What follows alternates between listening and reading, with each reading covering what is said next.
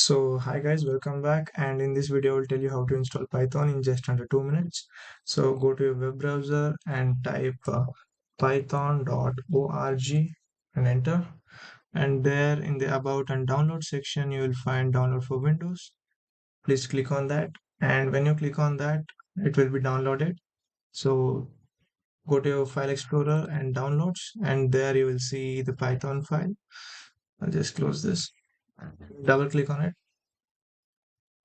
And here so choose add Python exe to path because you'll be needing to set up local variables. And then instead of installing now, click for customize installation. And here keep everything as same.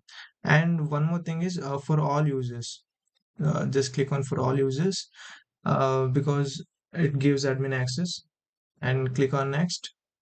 And yeah, again click on install Python for all users. And keeping a rest same, click on install and click yes. So the setup will start and it will take about 3 to 5 minutes and it will be done.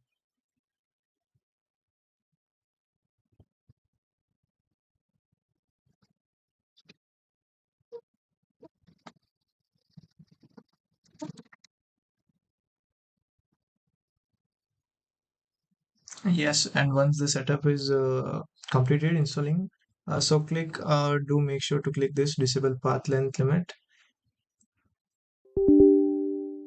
And yes, and once that's done, click on close and you're done. To check if it's installed properly in the path, so type cmd and run it with the administration access, run as admin, and click yes.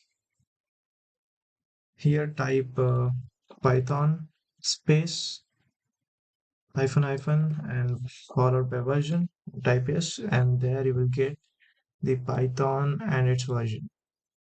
So to run Python from the cmd, you can do is type python and followed by py,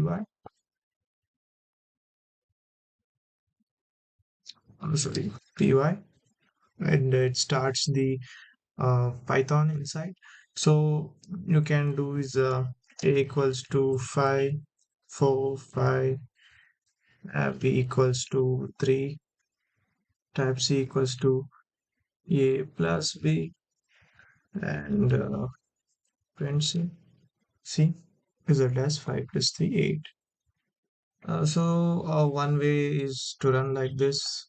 The other way is you can type an interpreter which comes inbuilt with Python, that is Python ideally,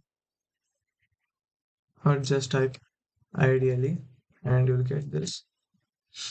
And this is an inbuilt program from the Python which you can do programs. For example, you can do the same thing there.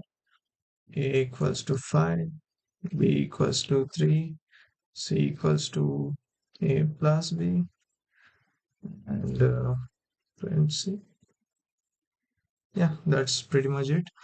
This is the one way to run, one from the ideally shell, one from the cmd method, and another one if you have any IDs installed, for example like VS Code, you can run from there. Thank you.